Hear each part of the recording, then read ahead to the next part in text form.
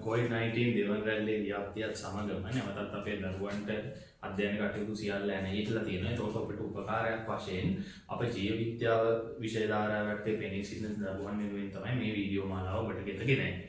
එතකොට අද අපි බලාපොරොත්තු වෙන්නේ ඇත්තටම පාඩම කතා කරන්න විශේෂයෙන්ම 2022 වර්ෂයේ අපසුසස් පෙළ විභාගය අරමුණු කරගෙන සිටින දරුවන් වෙනුවෙන්. එතකොට ඔවුන්ගේ මේ නැවතිලා තියෙන සෛලය හා සම්බන්ධ ජීවය හා රසායනික පදනමේ රසායනික හා සෛලීය පදනමේ එන සෛලය හා සම්බන්ධ ශක්ති සම්බන්ධතා තියෙන කොටසේ සෛලීය ශ්වසනය කියන කොටසට අදාළව තමයි කතා කරන්නේ. එතකොට මේ කොටස ඇත්තටම අපේ 2021 වසරේ විභාගයට පෙනී සිටින නියමිත දරුවන්ට තමන්ගේ පරණ කරුණු පුනරීක්ෂණයක් සඳහා භාවිතා කරන්න පුළුවන්. එතකොට මම මේ පාඩමෙන් නැහෙන්න පුළුවන් ප්‍රශ්න ආශ්‍රිතව තමයි කතා කරන්නේ. එතකොට මේ ඊයේ පෙරේ ඉවර වෙච්ච 2020 උසස් පෙළ ජීව විද්‍යාව ප්‍රශ්න පත්‍රයේ අපේ රචනා පේපර් එකේ පළවෙනි ප්‍රශ්නය ගත්තොත් නැත්නම් දෙවන කොටසේ පස්වන ප්‍රශ්නය ගත්තොත් ඒ ප්‍රශ්නයේ පදනම් වුණේ මේ පාඩමේ අපි කතා කරන්න යන අතරම අපි වැඩිපුරම කතා කරන සෛලීය ශ්වසනය.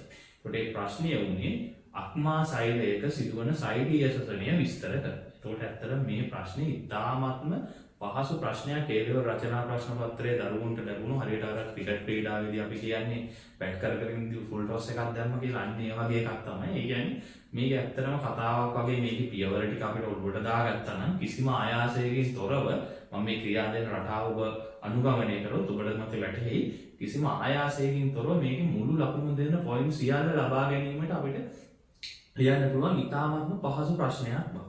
එතකොට ඇත්තටම මගේ මේ වීඩියෝ වෙනු ප්‍රධානව මම බර දීලා තියෙන්නේ මේ සෛලීය ශ්වසනයට දෙන ස්වායු ශ්වසන ක්‍රියාවලිය විස්තර කරන්න.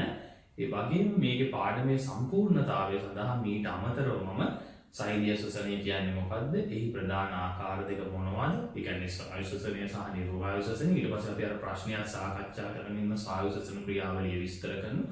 ඒ වගේම නිර්වායු ශ්වසනය ඊට පස්සේ මම කතා කරන පාඩමේ සම්පූර්ණතාවය සඳහා ඊට පස්සේ මේ වීඩියෝ තුලින්ම අපි නිර්වායු ශ්වසනයේ ආකාර දෙක වෙච්ච එතිල් මධ්‍යසාර පැසීම සහ ලැක්ටික් අම්ල පැසීම කතා කරලා අවසානයේට මේ ස්වායු ශ්වසනය සහ නිර්වායු ශ්වසනය අතර වෙනස්කම් සමානකම් සැසඳීම නිර්වායු ශ්වසනයේ ආකාර දෙක වන ලැක්ටික් අම්ල පැසීම සහ එතිල් මධ්‍යසාර පැසීම අතර සිදුවන සමානකම් හා වෙනස්කම් සංසන්දනය කිරීමත් කතා කරන. මොකද ඒවා අපිට ගොඩක් වෙලාවට ව්‍යුහගත රචනාකාරයේ ඇසෙන්න පුළුවන් ප්‍රශ්න නිසා. එහෙනම් අපි මේ ප්‍රශ්න ඔරියන්ට් කරගෙන තමයි මේ පාඩම මම ඔබට ඉදිරියට ගෙන යන්නේ. මේ පාඩම මේ කරන ආකාරයට ඔබ සාමාන්‍යයෙන් ඔයගොල්ලෝ දාගත්තොත් අතට මේකේ තියෙන මූලික සමීකරණ දෙකක් හෝ තුනක් විතරක් මම බෝඩ් එකේ ලියලා ඒ ටික ආශ්‍රයෙන් ඔබට ඉතුරු කරුණු ටික ඔළුවට දාගන්න හැටි තමයි මම කියලා දෙන්නේ. මම හිතනවා ඒ ක්‍රමයට පාඩම් කරගත්තොත් වැඩි ආයාසයකින් කඩපාඩමකින් තොරව මේ කොටස ඔබට සම්පූර්ණයෙන්ම උඩ දාගන්න පුළුවන් වෙයි කියලා. හොඳයි. අපි එහෙනම් පාඩමට යමු. එතකොට ඇත්තටම අපේ මේ පාර විභාග ප්‍රශ්න පත්‍රයේ උනේ අපි සරලව කිව්වොත් අක්මා සෛලය නැත්නම් සත්ත්ව සෛලයක් තුල සිදුවන ස්වායු ශ්වසනය පැහැදිලි කරගන්න. එතකොට ඒ පාඩමට එන්න කලින් සම්පූර්ණ වීම සඳහා අපි මුලින්ම බලමු මොකද සෛලීය ශ්වසනය කියන්නේ. එතකොට සෛලීය ශ්වසනය කියලා කියන්නේ ඇත්තටම මේ සෛලීය ස්වායු ශ්වසනය සඳහා වන සමීකරණය අපි බැලුවොත් රසායනික සමීකරණය බැලුවොත් ඒකෙම සෑහෙන දෙයක් අපිට මේක සම්බන්ධව ගොඩ දාගන්න පුළුවන්. එතකොට මේක සමහර වෙලාවට මේ සමීකරණෙත් අපෙන් අහන්න පුළුවන් තුලින් සමීකරණය දක්වන්න කියලා අපේ ව්‍යුහගත රචනා. එතකොට C6H12O කියන මොනොසැකරයිඩ් නැත්නම් ග්ලූකෝස් තමයි අපේ සදන ප්‍රධාන ජීවීන්ගේ ශ්වසන උපස්තරය වෙන්නේ. ඒක ඔක්සිජන් අණු 6ක් සමග ක්‍රියා කරලා මේක අපවෘත්තීය ක්‍රියාවලිය බිඳ වැටෙනවා. කාබන් ඩයොක්සයිඩ් 6ක් නිදහස් වෙනවා. ඊට අමතරව ජලය. එතකොට මේ අපවෘත්තීය ක්‍රියාවලියේදී සිදුවන ශක්ති පරිවර්තනය තමයි මේ ග්ලූකෝස් වල ගබඩා වෙච්ච රසායනික ශක්තිය ATP සංශ්ලේෂණය වෙලා ATP තුල ස්ථිර වීම සිද්ධ වෙනවා. එතකොට ෆොස්ෆොරයිලීකරණයක් සිද්ධ වෙනවා. එතකොට ඊට අමතරව මේ ශක්තිය නිදහස් වෙන ඒ ශක්තිය කොටසක් තමයි ATP බවට පත් වෙන්නේ. ඊතුරු කොටස තාපය ලෙස හානි වීම සිද්ධ වෙනවා. එතකොට අපි දන්නවා ATP තමයි ජීවීන් තුල ශක්තිය නැත්නම් ජීවීන්ට ප්‍රයෝජනයට ගත හැකි ආකාරයේ ශක්තිය ආකාරය වෙන්නේ. නැත්නම් ශක්තිය සඳහා ජීවීන් තුල භාවිත වන ව්‍යවහාරික මුදල් ඒකකය නැත්නම් යුනිවර්සල් කරන්සි එක වෙන්නේ මේ ATP. එතකොට ATP නිපදවා ගැනීමේ අරමුණ ඇතුව සිදුවන අපේ පරිවෘත්තීය නැත්නම් අපවෘත්තීය ක්‍රියාවලියක් තමයි ශ්වසනය කියලා කියන්නේ. එතකොට අපි ශෛලීය ශ්වසනයේ අර්ථ දක්වන්න කිව්වොත් මේක කටපාඩමින් අර්ථ දක්වනවට වඩා පහසුයි මේ සමීකරණය අපේ ඔළුවේ තියාගෙන මේ සමීකරණයෙන් අපි වචනයට හැරෙන්න. ඒකට ඊට අමතරව ওই රාමුවට ගහ ගන්න ඕන පොඩි අයිසිං කෑලි ටිකක් තියෙනවා. ඒ ටික එකතු කරාම අපිට සම්පූර්ණ උත්තරය ලැබෙනවා. එතකොට අපි ගත්තොත් ශෛලීය ශ්වසනය කියන්නේ ඒතකොට ශෛලීය කියන කතාවෙන්ම තේරෙනවා අපිට මේක ශෛල තුල සිදු වෙනවායි කියලා කියනවා. ජීවි ශෛල තුල. එතකොට මොකද්ද අපේ ග්ලූකෝස් කියන ප්‍රධාන ග්ලූකෝස් ආදී කාබෝහයිඩ්‍රේට් ප්‍රධාන ශ්වසන උපස්ථ. එතකොට ඇත්තටම අපේ අනිත් දේවල් වෙච්ච ප්‍රෝටීන් වලටත් එයාලගේ ඇමයිනෝ අම්ල වලට බෙදෙහිලා නැත්නම් ජීර්ණය වෙලා නැත්නම් ලිපිඩ වලට ග්ලිසරෝල් හා මේද අම්ල වලට කැඩිලා ඒවටත් අපේ ස්වායු ශ්වසනය ඔබට ඉස්සරහදී මම කියලා දෙන්නම් චක්‍රයේ විවිධ ස්ථානවලදී මේ ගමනට එකතු වෙලා ශ්වසන උපස්ථර ලෙස ක්‍රියා කරන්න පුළුවන්. නමුත් ප්‍රධාන ශ්වසන උපස්ථරය ලෙස භාවිතා වෙන්නේ ග්ලූකෝස්. එතකොට මේ ග්ලූකෝස් කියන ශ්වසන උපස්ථරය මෙතෙන්දී වෙන්නේ ඇත්තටම ඔක්සිකරණ පියවර ගණනාවක් නැත්නම් ප්‍රතික්‍රියා ශ්‍රේණියක්. ඔස්සේ මේ ග්ලූකෝස් වල තියෙන රසායනික ශක්තිය එතන මේකෙදි සිදුවන ශක්ති පරිවර්තනය කතා කරොත් ඕකේ තියෙන රසායනික ශක්තිය පරිවර්තනය වෙනවා නැත්නම් සංශ්ලේෂණය ATP සංශ්ලේෂණය සඳහා යොදා ගැනීම නැත්නම් පරිවර්තනය කිරීම තමයි මේකෙදි සිද්ධ වෙන්නේ. එතකොට මේ ප්‍රතික්‍රියාව අපි දන්නවා අපේ දේහය ඇතුළේ සිදුවන සියලුම ජෛව රසායනික ප්‍රතික්‍රියා නැත්නම් පරිවෘත්තීය ප්‍රතික්‍රියා එන්සයිම් විශිෂ්ට වූ එන්සයිම් මගින් උත්ප්‍රේරණය. එතකොට ඒ කතාවත් අපි කියන්නේ කරන ප්‍රතික්‍රියා මාලාවකින් සිද්ධ වෙනවා. එතකොට අපි දන්නවා අපේ පරිවෘත්තීය ක්‍රියාත් අපි ආකාර දෙකකට බෙදෙනවා. ඒවායේ ආකාරය මත. ඒ කියන්නේ අපි කුඩා අණු වලින් විශාල අණු ගොඩනගන ප්‍රතික්‍රියා අපි කියනවා සමෘද්ධීය කියලා නැත්නම් ගොඩනැගීමේ ප්‍රතික්‍රියා කියලා.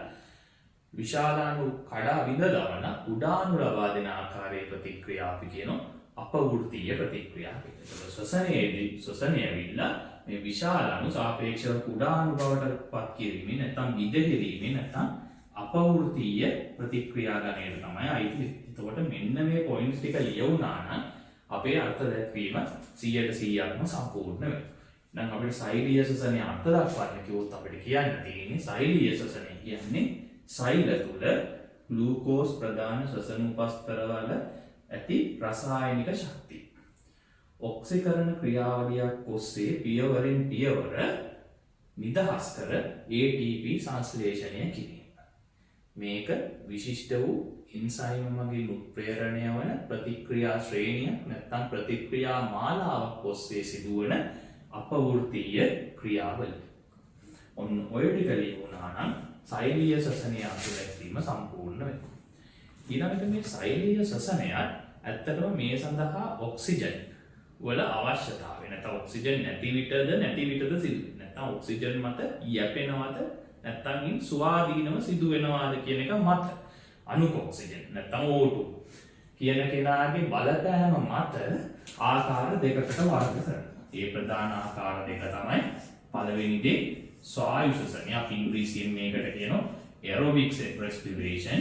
අනිත් දේ තමයි දෙවැනි එක නිර්වායු ශ්වසනය. නිර්වායු ශ්වසනයට අපි ඉංග්‍රීසියෙන් කියනවා anaerobic respiration. එතකොට ස්වායු ශ්වසනයත් අපි මෙහෙම අර්ථ දැක්වුවොත් ඇත්තටම මේ කියන කරුණු ටිකම ලියවන්න පුළුවන්. නැත්නම් සරලව අපිට මේ ශක්ති පරිවර්තනය කිව්වත් ඇති. හැබැයි වැදගත් දේ තමයි මේ සඳහා ඔක්සිජන් නැත්නම් O2 නැත්නම් අණුක ඔක්සිජන් ඇති විට කියලා කියවෙනවා. එතකොට ඒ අර්ථ දැක්වීම අනිත් පැත්තට අණුක ඔක්සිජන් නැති විට නැත්නම් O2 නැති විට හෝ එහි අවශ්‍යතාවයකින් තොරව නැත්නම් ඉන් ස්වාධීනව ඒ කතන්දරේම සිද්ධ වෙනවා කියවන නිර්වායු ශ්වසනය තිබේම අර්ථයක් කියලා තියෙනවා. එහෙනම් අපි සරලව කිව්වොත් ස්වායු ශ්වසනය කියන්නේ අණුක ඔක්සිජන් නැත්නම් O2 ඇති විට ග්ලූකෝස් වල තියෙන රසායනික ශක්තිය ATP සංශ්ලේෂණය සඳහා යොදා ගන්න. නැත්නම් ග්ලූකෝස් විදහෙරලා ඒකේ තියෙන රසායනික ශක්තියෙන් ATP සංශ්ලේෂණය සිදු කරන විශිෂ්ට වූ එන්සයිම් මගින් උත්ප්‍රේරණය වන අපවෘත්තීය ප්‍රතික්‍රියා. නිර්වායු ශ්වසනයේ අර්ථයක් කියම ගත්තොත් නිර්වායු ශ්වසනය කියන්නේ අනුක ඔක්සිජන් නැත්නම් O2 නැති විට හෝ ඔක්සිජන් වල අවශ්‍යතාවයකින් තොරව නැත්නම් ඔක්සිජන් වලින් ස්වාධීන ග්ලූකෝස් බිඳ හෙරලා ATP සංශ්ලේෂණය කිරීමේ විශිෂ්ට වූ එන්සයිම මගින් උත්ප්‍රේරණය කරන අපවෘත්තීය ප්‍රතික්‍රියා මාලාව. හොඳයි. එහෙනම් අපි දැන් අපේ ප්‍රශ්නේ නැත්නම් මේ අවුරුද්දේ A level ප්‍රශ්නේ අපි අර හරයට නැත්නම් අපි මේ ප්‍රශ්නේ උත්තර ලියන විදිහ.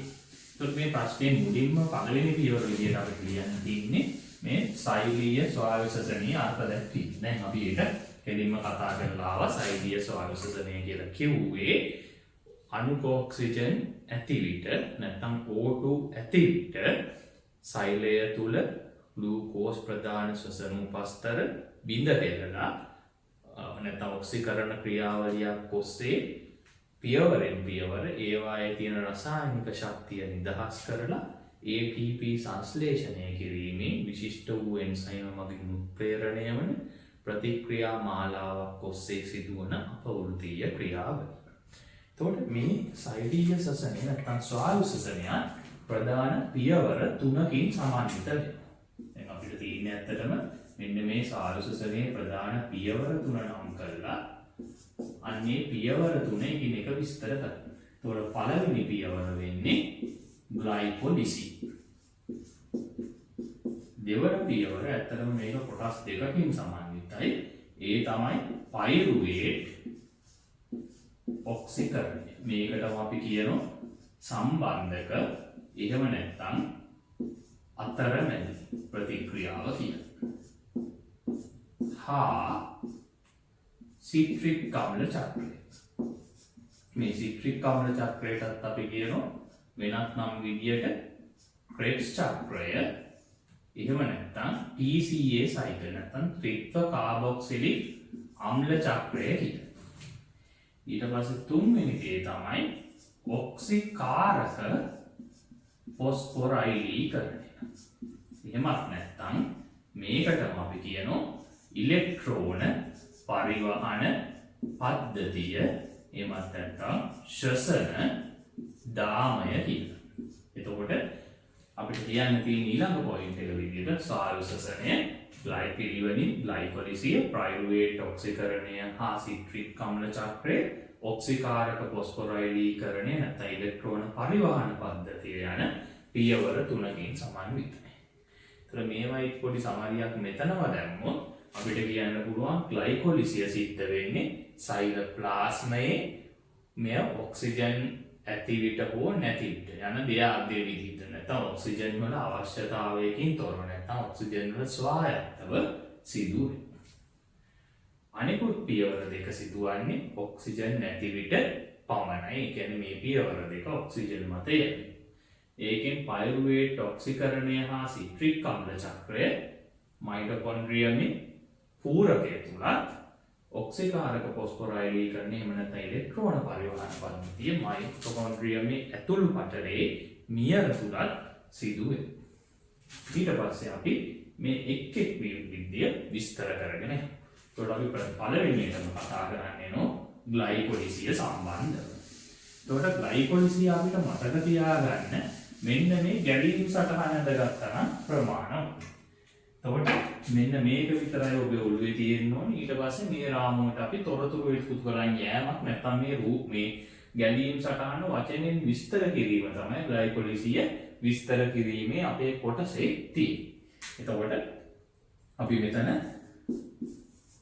ග්ලූකෝස් යාගේ සූත්‍රය ගත්තොත් නම් මෙයා කාබන් 6 සංයෝගයක් C6යි H12යි O6. එතකොට ග්ලූකෝස් මේ ග්ලයිකොලිසියේදී පත් වෙන්නේ අන්තඵලයේ විදියට කාබන් 3 පයිරුවේට් අණු දෙකක් බවට මේ ග්ලූකෝස් බිඳ වැටෙනවා. පයිරුවේට් කියන්නේ කාබන් 3 සංයෝගයක්. එයාගේ සූත්‍රය නම් C3H4O3.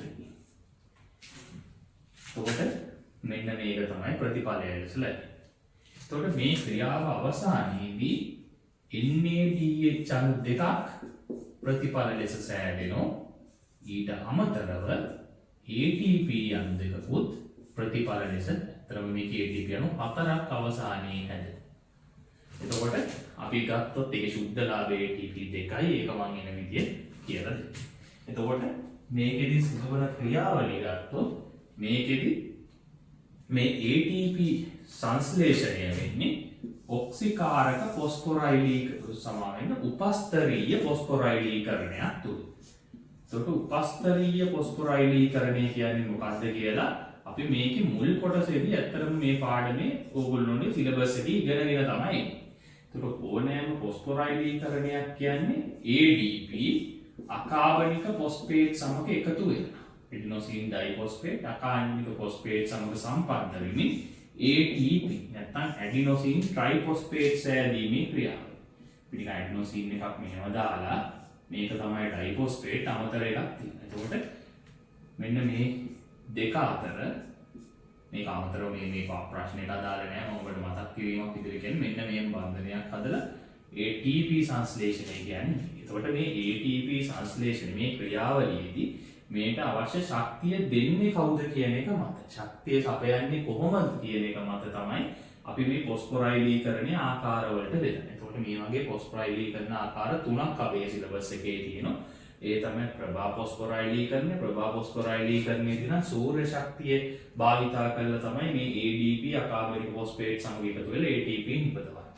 අනිත් දේ තමයි උපස්තරීය ෆොස්ෆොරයිලීකරණය. උපස්තරීය ෆොස්ෆොරයිලීකරණයේදී විශාල කණු කුඩා අණු බවට බිඳ වැටීමේදී නිදහස් වන රසායනික ශක්තියෙන් තමයි ADP අකාබනික ෆොස්ෆේට් සමග එකතු වෙලා ATP සංශ්ලේෂණය කරන්නේ. එතකොට මෙතනදී තුනේ ග්ලූකෝස් කියන කාබන් 6 සංයෝගයේ පයරුවේට් කියන කාබන් 3 සාපේක්ෂව කුඩා අණු දෙකක් බවට බිඳ වැටීමේදී නිදහස් කරන රසායනික ශක්තියෙන් තමයි ATP සංශ්ලේෂණය වුනේ. එහෙනම් මේක උපස්තරීය ෆොස්ෆොරයිලීකරණය. ඔක්සිකාරක ෆොස්ෆොරයිලීකරණයක් කියන්නේ ඔක්සිකරණ ප්‍රතික්‍රියාවක රිඩොක්ස් ප්‍රතික්‍රියාවක නිදහස් වන රසායනික ශක්තිය භාවිතා කරලා ADP අකාබනික ෆොස්ෆේට් සමග එකතු වෙලා ATP නිදහස් කිරීම. ඒක මේක අපි ඉගෙන ගන්න ඉස්සර අවසන් පියවරන ඉලෙක්ට්‍රෝන පරිවහන පද්ධතියේදී ඒ සිදුවන ආකාරය අපි කතා කරා.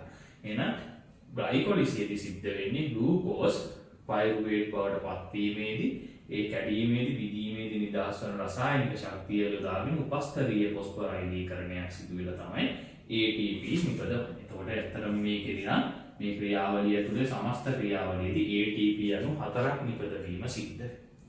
මේක අමතරව මෙතෙන්දී NAD+ මේක ඔබ ඉගෙන ගත්තා නියුක්ලියික් අම්ල පාඩමේදී නියුක්ලියෝටයිඩයක් විදිහට. එතකොට අපි මේකෙන්දී ඉගෙන ගත්තා මෙයා සහයෙන් සයමයක් සහ ඉලෙක්ට්‍රෝන වාහකයක් විදිහට.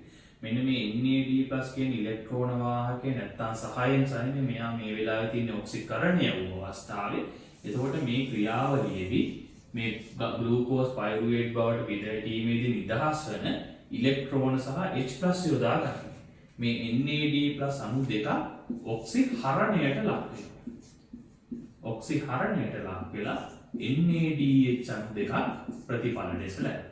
එතකොට මේ ග්ලයිකොලිසිසයේදී සිදුවෙන ක්‍රියාවලිය කතා කරොත් උපස්තරීය ෆොස්ෆොරයිලීකරණය සහ NAD+ වල ඔක්සිහරණයක් සිද්ධ වෙනවා. ග්ලූකෝස් පයිරුවේට් අණු දෙකකට කාබන් 3 බිඳ වැටෙන අතර. එතකොට මෙන්න මේ ක්‍රියාවලිය තමයි අපිට විස්තර කරන්න. එතකොට ඇත්තටම මේ ක්‍රියාව ග්ලයිකොලිසිය ආරම්භන්න කලින් මේ ග්ලූකෝස් අණුව සක්‍රිය කරගන්න ඕන. ඒ සඳහා වෙන්නේ ATP අණු දෙකක් බිඳ වැටෙනවා. ඒ සඳහා අවශ්‍ය ශක්තිය ලබා දෙන්න. එතකොට ATP අණු දෙකක් ඒකෙදි බිඳ වැටිලා බිඳ වැටිලා හැදෙන්නේ මේක අනිත් පැත්තේ ADP සහ අකාබනික ෆොස්ෆේට් තමයි නැන්නේ. එතකොට එහෙනම් මේක ආරම්භයේදී සක්‍රිය කරන්න ATP අණු දෙකක් වැය වෙනවා. අවසානයේ ATP අණු 4ක් හැදෙනවා. ඒක නිසා මේ පියවරේ ATP සුද්ධ ලාභය වෙන්නේ නම් ATP අණු 2. එතකොට එහෙනම් මෙන්න මේක තමයි දැන් අපි විස්තර කරන්න තියෙන්නේ. මම මේ වැඩි වෙලාවක් අරගෙන මේක විස්තර කරලා ඔබේ ඔළුවේ මෙන්න මේ රූපේ තිබුණා නම් ඔබට මේක විස්තර කිරීම තමයි ග්ලයිකොලිසිය ගැන කතා කරන්න තියෙන්නේ. නම් අපි ග්ලයිකොලිසිය කියන්න තියෙන්නේ මුලින්ම අපිට කියන්න තියෙන්නේ අපි අතන කියපු ඉන්න විතර කියවන්න ඕනේ පොයින්ට් එක ලකුණු ලැබිලා. නැත්නම් අපි එතන පියවර තුන විතරක් දක්වලා එක් පියවර විස්තර කරනවා නම් අපිට මුලින්ම කියන්න තියෙන්නේ ග්ලයිකොලිසිය සිද්ධ වෙන්නේ සයිටෝප්ලාස්මේ. ඒකට හේතුව තමයි ග්ලයිකොලිසිය ප්‍රතික්‍රියා උත්ප්‍රේරණය කරන විශිෂ්ට එන්සයිම පවතින්නේ සයිටෝප්ලාස්මය තුල වීම. ග්ලයිකොලිසිස් සිදුවීමට ඔක්සිජන් වල අණු ඔක්සිජන් අවශ්‍යතාවයක් නැහැ. ඒ නිසා ග්ලයිකොලිසිස් ස්වාභාවිකසනයේදී සිදුවෙනවා. නිර්වායු ශ්වසනය යන දෙආකාරයේදීම මේ පියවර සිදුවෙනවා. එතකොට අපි ඊට පස්සේ තියෙන්නේ මෙන්න මේ කතන්දරේ විස්තර කරන්න. එතකොට අපිට කියන්න තියෙන්නේ ග්ලයිකොලිසිස්දී කාබන් 5 සංයෝගයක් වන ග්ලූකෝස් කාබන් 3 සංයෝගයක් වන පයරුවේට් අණු දෙකකට බිඳ සිද්ධ. එතකොට ඒකෙදි පිටවන රසායනික ශක්තිය භාවිතා කරමින් ADP අණු 4ක් උපස්තරීය ෆොස්ෆොරයිලීකරණයකට ලක් වෙමින් ATP අණු 4ක් නිපද වීම සිදු වෙනවා. ඒ වගේම මේ බිඳ වැටීමේදී නිදහස් වන ඉලෙක්ට්‍රෝන සහ H+ නැත්නම් ප්‍රෝටෝන යොදා ගනිමින් NAD+ කියන සහ එන්සයිමේ නැත්නම් ඉලෙක්ට්‍රෝන වාහකය ඔක්සිහරණයට ලක් වෙමින් NADH අණු දෙකක් ලැබෙනවා. ඒ අනුව ග්ලයිකොලිසියේ අන්තපර ලෙස ග්ලූකෝස් අණුවකට අදාළව පයරුවේට් අණු දෙකක්, NADH අණු දෙකක් සහ ATP අණු 4ක් ප්‍රතිඵල ලෙස ලැබෙනවා. ග්ලයිකොලිසිය ආරම්භයේදී ග්ලූකෝස් අණුව සක්‍රිය වීම සඳහා ATP අණු දෙකක් බිඳ වැටෙමින් ශක්තිය ලබා දීම සිදු වෙනවා. එම නිසා ග්ලයිකොලිසියේදී ATP ශුද්ධලාභය වන්නේ ATP අණු දෙකක්. එතකොට මෙන්න මේ කතන්දරේ පැහැදිලි කරා නම් ග්ලයිකොලිසිය සම්බන්ධ ලකුණු ටික අපිට ලැබිලා තියෙනවා. එහෙනම් අපි ඊළඟ පියවර වෙච්ච ක්‍රෙබ්ස් චක්‍රය ගැන ඊළඟට තමයි අපි ඊළඟට දෙවෙනි පියවර ගත්තොත් දෙවෙනි පියවර ඇත්තටම කොටස් දෙකක් තියෙනවා. ඒකට ඒ මුලින්ම එන්නේ අපිට පයරුවේට් ඔක්සිකරණයට අදාළ පියවර. පයරුවේට් ඔක්සිකරණ. එතකොට මේ පයරුවේට් ඔක්සිකරණයට අදාළ පියවරම අපි තවත් නම් වලින් හඳුන්වනවා. මේක සම්බන්ධක ප්‍රතික්‍රියාව කියලා කියනවා. එහෙම නැත්නම් මේක තව විදිහකට කිව්වොත් අතරමැදි ප්‍රතික්‍රියාව ලෙස සැලකනවා. එතකොට මේ ප්‍රතික්‍රියාව සිද්ධ වෙන විදිහ අපි කිව්වොත් මේක සිද්ධ වෙන්නේ ස්වායුසසනේ නැත්නම් ඔක්සිජන් නැති විට පමණයි. මේ සිද්ධ වෙන්නේ මයිටොකොන්ඩ්‍රියම් පූරකය තුල. එතකොට මේකෙදි වෙන්නේ අර ග්ලයිකොලිසිය අවසානයේදී ඵල ලෙස ලැබුණු පයරුවේට් අණු දෙක සක්‍රීයව ශක්තිය යොදාගෙන මයිටොකොන්ඩ්‍රියම් පටල හරහා පටල දෙක හරහා මයිටොකොන්ඩ්‍රියමේ පූරකය වෙත පැමිණෙනවා. ඒ පූරකයේ පවතින විශිෂ්ට එන්සයිම මගින් තමයි මෙම ප්‍රතික්‍රියාව උත්ප්‍රේරණය කරනු ලබන්නේ. කොට අර වගේම මේ ප්‍රතික්‍රියාවට අදාළව මම ගැලීම් සටහනක් ඇන්නුවොත් මේකෙදි ඇත්තටම සිද්ධ වෙන්නේ අපි අර කතා කරපු පයරුවේට් අණුවක්. ඒ කණුවකට අදාළව සිද්ධම. එතකොට ග්ලූකෝස් අණුවෙන් පයරුවේට් දෙකක් ලැබෙන නිසා මේ ලැබෙන බල ග්ලූකෝස් අණුවකට අදාළව ඩබල් කරගෙන ගියා නම් නැත්නම් දෙකෙන් ගුණ කරගෙන ගියා නම් හරි. එතකොට මේ ලැබෙන පයරුවේට් අණුව එයා දන්නවා කාබන් 3ක සංයෝගයක් C3H4O3 නේ අපි කිව්වේ. එතකොට මේ පයරුවේට් කාබන් 2 සංයෝගයක් වන ඇසිටයිල් බවට පත් වීම තමයි මුලින්ම වෙන්නේ. එතකොට එක කාබන් පරමාණුවක් අඩු වුණා. ඒ කියන්නේ මේ ගමනේදී මෙයාගෙන් කාබන් ඩයොක්සයිඩ් අණුවක් පිට වෙලා. එතකොට කාබන් ඩයොක්සයිඩ් ඉවත් වීමේ ක්‍රියාවට අපි කියන නම තමයි කාබොක්සිල් හරණය. කාබන් ඩයොක්සයිඩ් එකතු වෙනවා නම් අපි කියන්නේ කාබොක්සිල් කරණය කියලා. ඉවත් වීමට අපි කියන්නේ හරණය කියලා. හරණයක් සිද්ධ.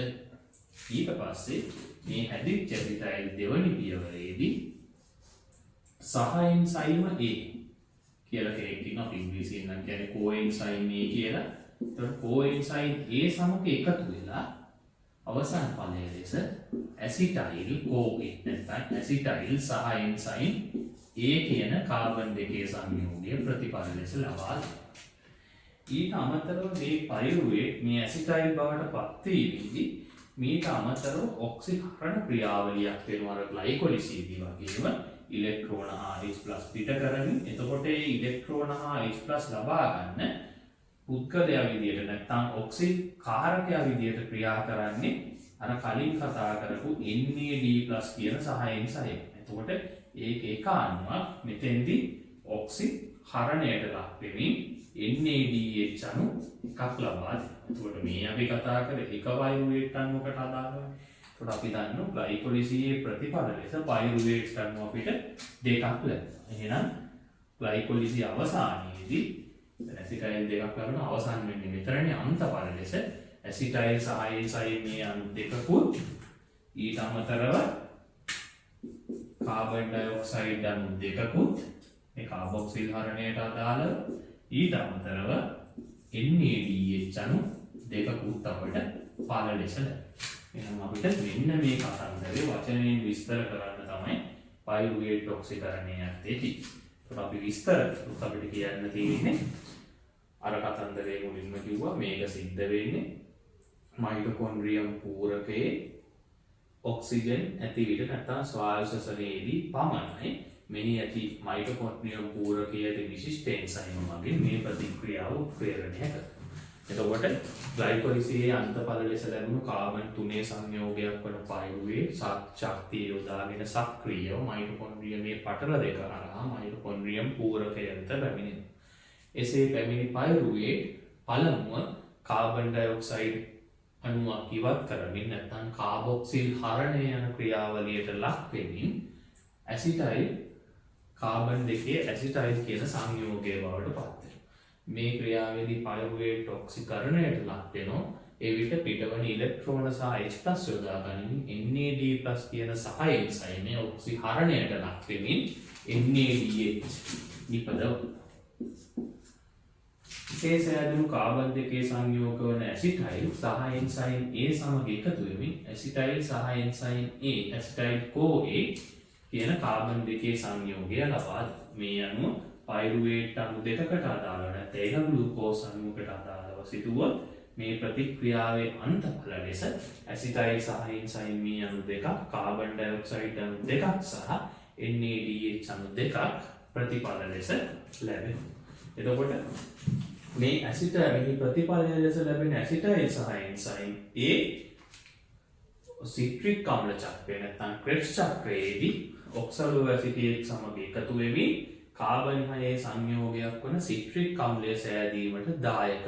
එතකොට මේ අතරමැදි මේ පයිරුවේට් ඔක්සිකරණය වෙන පියවර මගින් තමයි සයිටෝප්ලාස්මයේදී සිදුවන ග්ලයිකෝලිසියත් මයිටොකොන්ඩ්‍රියම් පූරකය තුළ සිදුවන ක්‍රෙබ්ස් චක්‍රය සම්බන්ධ කරමින් පාලමක් ලෙස ක්‍රියා කරන්නේ.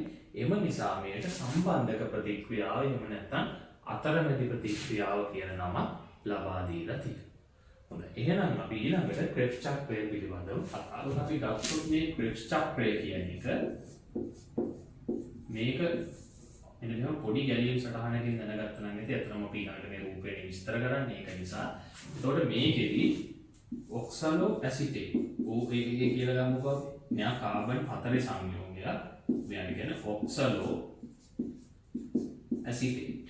එතකොට මේ ඔක්සලෝ ඇසිටේට් එහෙන් එනවා. ඊට පස්සේ අපි දන්නවා අර ඇසිටයිල් සහ එන්සයිම් මේ අපේ පයිරුවේට් ඔක්සිකරණයෙන් ලැබු කාබන් දෙකේ සංයෝගය.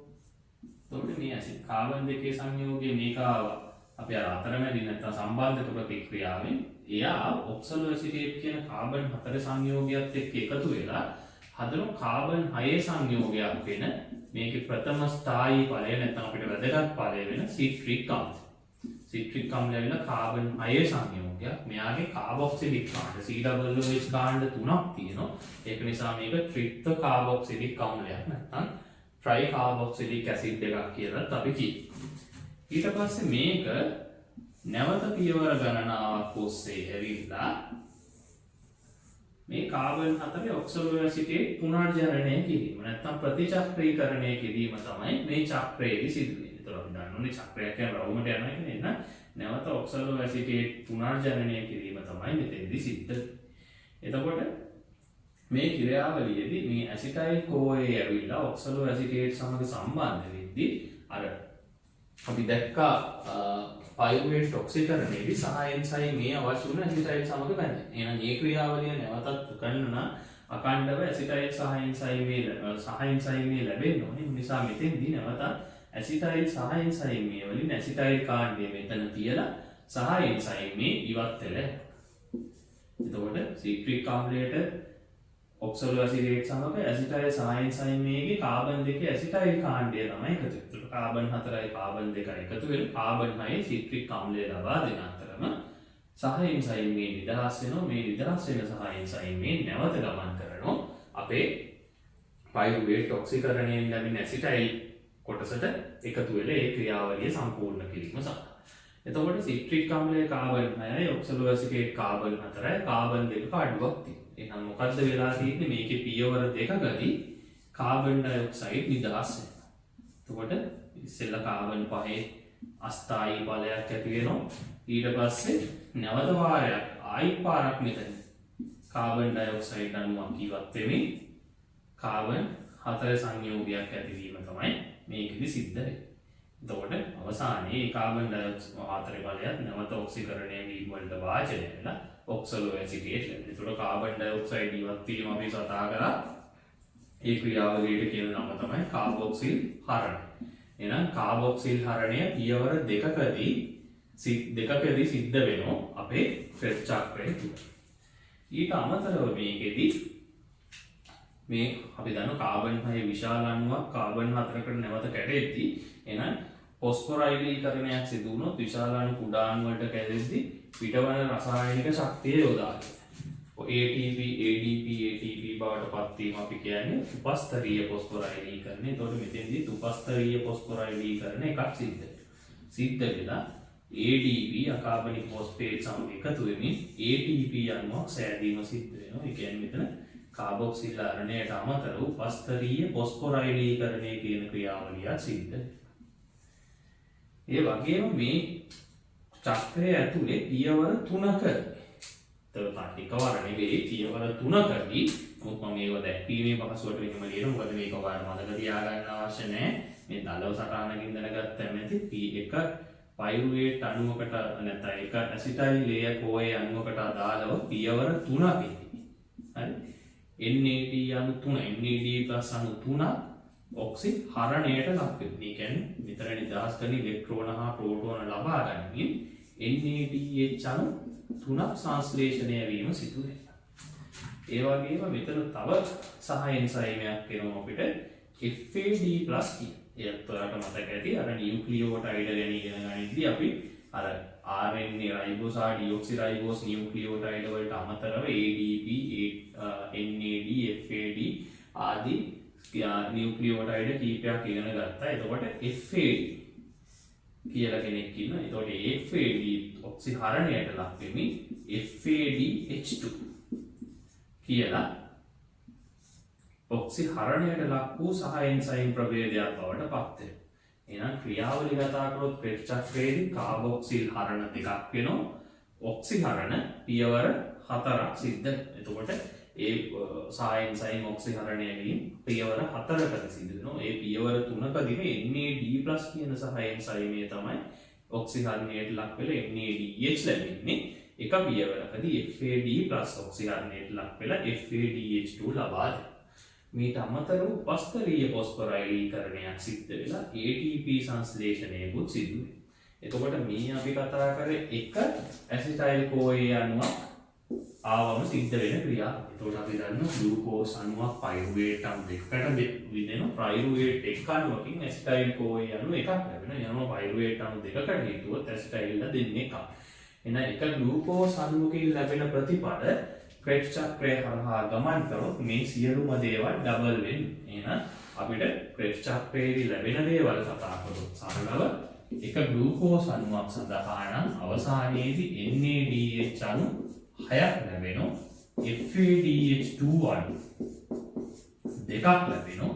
මොකද මේවා ඩබල් වෙන්නේ නැහැ. ATP අණු උපස්තරීය ෆොස්ෆොරයිලීකරණයෙන් දෙකක් ලැබෙනවා. කාබොක්සිල් හරණ ක්‍රියාවලියෙන් කාබන් ඩයොක්සයිඩ් අණු 4ක් පිටවීම සිද්ධ වෙනවා. මම හිතන්නේ දැන් ඔබට පැහැදිලි වෙන්නේ නැති. එතකොට ඔක්සිහරණ සහ එන්සයිම් වල ඔක්සිහරණය උපස්තරීය ෆොස්ෆොරයිලීකරණය සහ කාබොක්සිල් හරණය කියන පියවර තමයි මේකෙදි සිද්ධ වෙන්නේ. එතකොට එහෙනම් දැන් මෙන්න මේ රූපය විස්තර කරා නම් අපිට සිට්‍රික් අම්ල චක්‍රය විස්තර කිරීම සම්පූර්ණයි. එහෙනම් ක්‍රෙබ් චක්‍රය සිට්‍රික් අම්ල චක්‍රය විස්තර කරොත් මේක සිද්ධ වෙන්නේ මයිටොකොන්ඩ්‍රියම් පෝරකය තුළ මේ ප්‍රේරණය කරන විශිෂ්ට එන්සයිම මයිටොකොන්ඩ්‍රියම් පෝරකය තුළ පැවතීමට හේතු වෙන කොකටත් අයිද වගේ අර කතාන්දරේ ලියන්න පුළුවන් යන තැනදී මම ඉස්සෙල්ලාම ලිව්වේ ඒක මේ ඔක්සිජන් නැති විට පමණක් නැත්නම් ස්වාභාවික ශ්වසනයේදී පමණක් සිදුවන්නේ. එතකොට මේකදී මුලින්ම පයිරුවේට් ඔක්සිකරණයෙන් ඵලය ලෙස ලැබෙන ඇසිටයිල් සහ එන්සයිම ඒ කාබන් 4 සංයෝගයක් වන ඔක්සලෝ ඇසිටේට් සමග සම්බන්ධ වෙමින් සිට්‍රික් අම්ලය ගෙනත් දෙනවා. මෙහිදී සහ එන්සයිම් මේ නිදහස් වෙන අතරම සිට්‍රික් අම්ලය සඳහා කාබන් ලබා දීම ඇසිටයිල් මගින් සිදුවේ.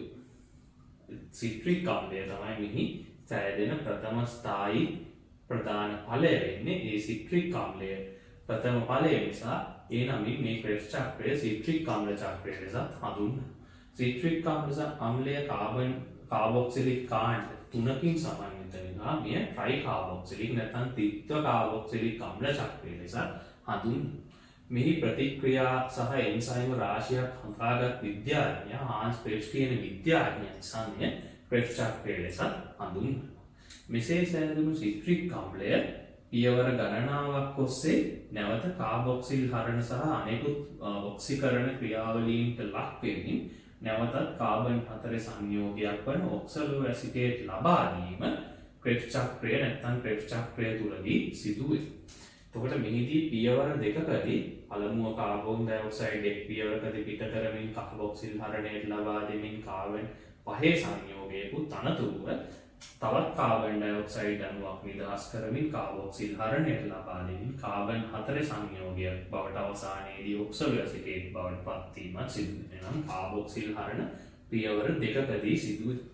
මීට අමතරව මෙහිදී උපස්තරීය ෆොස්ෆොරයිඩීකරණයක් සිදු වෙමින් ATP සංශ්ලේෂණය සිදුවේ. ඊට අමතරව පියවර 3කදී NAD+ කියන සහ එන්සයිම්ය ඔක්සිහරණයට ලක් වෙනවා. ඉලෙක්ට්‍රෝන හා H+ තබා ගනිමින් NADH අණු නිපදවීම සිදු වෙනවා. ඒ වගේම FAD+ කියන සහ එන්සයිමය එක් පියවරකදී ඔක්සිහරණයට ලක් වෙමින් FADH2 ලබා දීම සිදු වෙනවා. මේ අණුව එක ග්ලූකෝස් අණුවකට අදාළව සිදු වුණු සම්පූර්ණ ක්‍රෙබ්ස් චක්‍රයක් නැත්නම් වටයක් අවසානයේදී ඔක්සිහරණ ක්‍රියාවලිය මගින් NADH අණු 6කුත් FADH2 අණු 2කුත් ලැබෙන උපස්තරීය ෆොස්ෆොරයිඩීකරණයෙන් ATP අණු 2කුත් පියවර දෙකකදී සිදුවන කාබොක්සිල් හරණයේ ප්‍රතිඵල ලෙස කාබන් ඩයොක්සයිඩ් අණු 4කුත් එක් ග්ලූකෝස් අණුවකට සාපේක්ෂව ලබා. නම් මෙතනින් ක්‍රෙබ්ස් චක්‍රය ගැන සියලු කතන්දර අවසానයි. ඊළඟට අපිට කතා කරන්න යන දිනේ 3 වෙනි පියවර. එහෙම නැත්නම් ඔක්සිකාරක ෆොස්ෆොරයිඩීකරණය නැත්නම් ඉලෙක්ට්‍රෝන පරිවහන පද්ධතියවත් ශ්වසන දාමය පිළිම. හොඳයි. අපි මේ පියවරට ඊළඟට යමු. අපි ඉලෙක්ට්‍රෝන පරිවහන පද්ධතිය ගැන කතා කරොත් ඇත්තටම ඉලෙක්ට්‍රෝන පරිවහන පද්ධතියේදී අපිට ලොකු තරවගේ ගැලීම් සටහන් මේවා අඳින්න දෙයක්. ඒතකොට ඉලෙක්ට්‍රෝන පරිවහන පද්ධතියේ වෙන ක්‍රියාවලිය අපි සරලව කිව්වොත් අර අපේ කලින් පියවරවල වලදී හැදිච්ච NADH ඔක්සිහරණය වෙලා ලැබිච්ච සහ එන්සයිම් වෙච්ච NADH උයි NADH අපිට ලැබුණා. ඔබට මතකයි ග්ලයිකොලිසියන් එකක් හම්බුණා. ඊට පස්සේ පයරුවේට් ඔක්සිකරණය කිරීමේ සම්බන්ධ ප්‍රතික්‍රියාවලින් දෙකක් හම්බුණා. ඒ වගේම ක්‍රෙබ්ස් චක්‍රයේදී එක ග්ලූකෝස් අණුවකට සාපේක්ෂව 6ක් ලෙස 10ක් NADH අණු හම්බුණා. ඒ වගේම FADH2 අණු දෙකක් ලැබුණා අපිට එක ග්ලූකෝස් අණුවක් ක්‍රෙබ්ස් චක්‍රය හරහා ගමන් කරා. මෙන්න මෙහෙම වෙච්ච මේ කියන්නේ ඔක්සිහරණයට ලක් වෙච්ච අපේ සහ එන්සයිම් ප්‍රතික්‍රියා මාලාවක් ඔස්සේ ඔක්සිකරණය වීමට ලක් වෙනවා. නැවත NAD+ සහ FAD+ කියන සහ එන්සයිම ලබා දීමේ ක්‍රියාවලිය තමයි මේකෙදි. එතකොට මේවා ඔක්සිකරණයට ලක් වීම තමයි මේ සහ එන්සයිම මේකෙදි. අපි දන්නවා ඔක්සිකරණ රෙඩොක්ස් ප්‍රතික්‍රියාවකදී ඔක්සිකරණය තනියම වෙන්න බෑ. ඔක්සිකරණයක් වෙන හැම තැනකදීම යා ඔක්සිකරණය වෙද්දී පිටවන ඉලෙක්ට්‍රෝන ලබාගෙන යමේ ඔක්සිහරණය වෙනවා. එතකොට මේකෙදි ප්‍රතික්‍රියා ශ්‍රේණියක් ඔස්සේ විවිධ සංයෝග ඔක්සිහරණයට අනිත් පැත්තෙන් ලක් වෙනවා. මේගොල්ලෝ පියවරෙන් පියවර ඔක්සිකරණයට ලක් වීම. එතකොට ඔහොම ගිහිල්ලා අවසානයේට ඔක්සිහරණයට ලක් වෙන්නේ නැත්නම් අවසාන ඉලෙක්ට්‍රෝන ප්‍රතිග්‍රාහකය ලෙස ක්‍රියා කරන කෙනා තමයි අපිට මෙතන වැදගත්. මේකේ අවසාන ඉලෙක්ට්‍රෝන ප්‍රතිග්‍රාහක ලෙස ක්‍රියා කරන්නේ අණුක ඔක්සිජන්. ඒතකොට ඔක්සිජන් මොකද වෙන්නේ?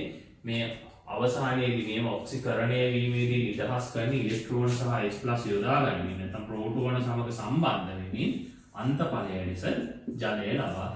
එතකොට අපි දැක්කා ග්ලයිකොලිසිය සහ අතරමැදි ප්‍රතික්‍රියාවක් සිද්ධ වෙන්නේ ඔක්සිජන් නැති විට පමණයි.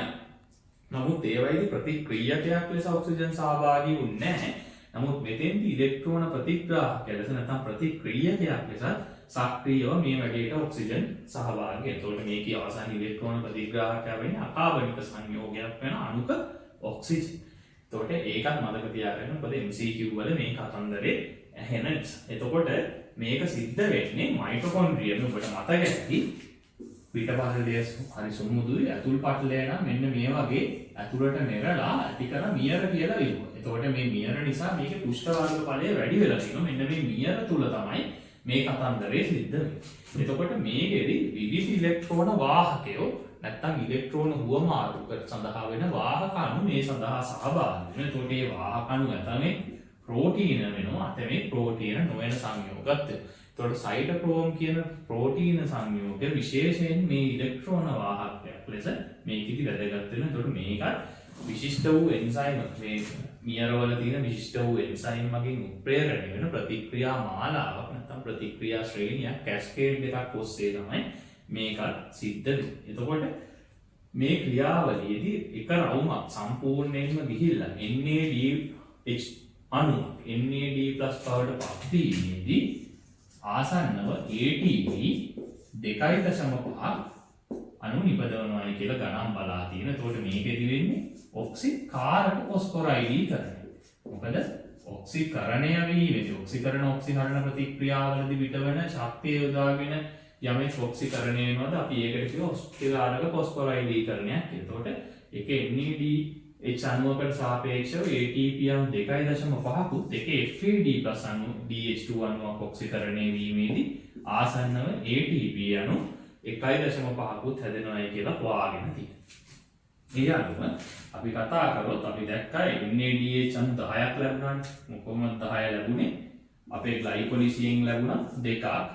අතරමැදි ප්‍රතික්‍රියාව නැත්නම් පයිරුවේට් ඔක්සිකරණයෙන් ලැබුණා 2ක්. ප්‍රෙප් චක්‍රයේදී ලැබුණ එක ග්ලූකෝස් අණුවකට ආදාළව 6ක්. එතකොට ඒ අනුව 10න් නම් ATP අණු අවසානයේ 25ක් මේකෙදි ප්‍රතිඵල ලෙස ලැබෙනවා.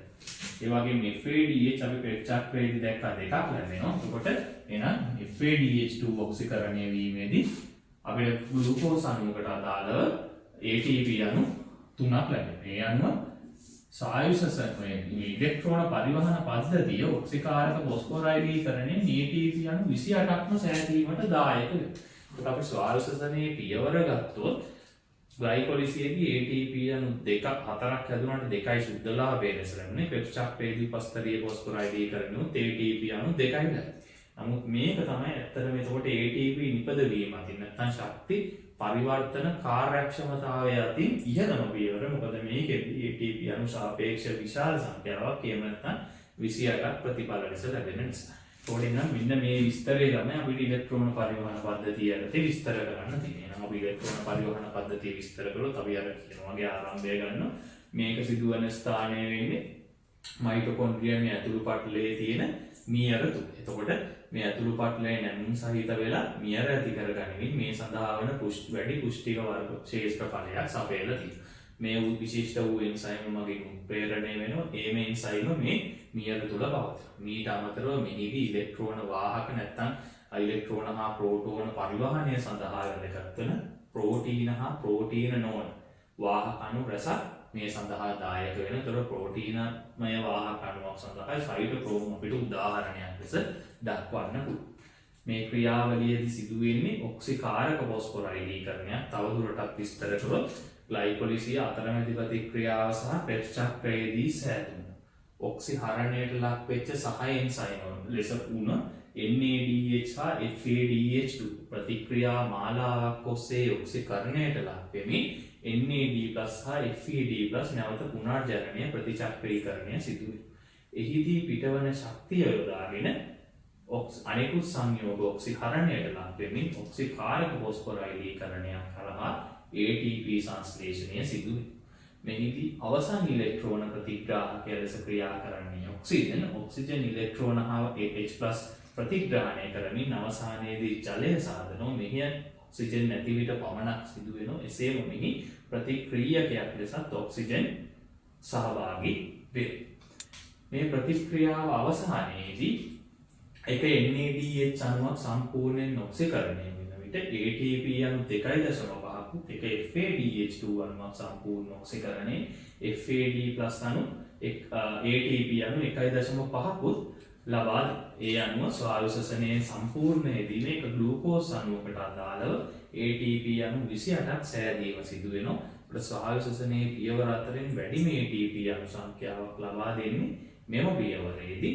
එම නිසා ස්වායු ශ්වසනයේ ශක්ති පරිවර්තන කාර්යක්ෂමතාව ඉහළම පියවර ලෙස මේ ඉලෙක්ට්‍රෝන පරිවහන දාමය නැත්නම් ශ්වසන දාමය නැත්නම් ඉලෙක්ට්‍රෝන පරිවහන පද්ධතිය ක්‍රියාත්මක වෙනවා. හොඳයි, ඒ අනුව අපි ස්වායු ශ්වසනයේ සම්පූර්ණයෙන්ම කතා කරොත් ස්වායු ශ්වසනයේදී අපි දැන් අතොඩි ඉලෙක්ට්‍රෝන පරිවහන පද්ධතියෙන්ම ATP 28ක් ලැබුණා. NADH ඔක්සිකරණයෙන් ATP අණු 25යි, FADH2 අණු 2 ඔක්සිකරණයෙන් ATP අණු 3යි, ඒ අණු ATP අණු 28ක් සම්පූර්ණයෙන් මේ ඔක්සිකාරක ෆොස්ෆොරයිඩීකරණයෙන් සහයෙන් සහයෙන් දෙක ඔක්සිකරණයට ලක්වන අතරතුර අපට ලබා දුන්නා. එතකොට මෙහි ලැබෙන NAD+ සහ FAD+ නැවත අර ක්‍රියාවලිය සිදු කිරීම සඳහාම ඔය ග්ලයිකොලිසිය පෙප්ස් චක්‍රය සහ අතරමැදි ප්‍රතික්‍රියාවල අදාළ ස්ථානවලට ප්‍රතික්‍රියක් ලෙස ලැබෙනවා. මේ නිසා මේවායේ අඛණ්ඩ සැපයුමත් එතනින් තහවුරු වෙනවා.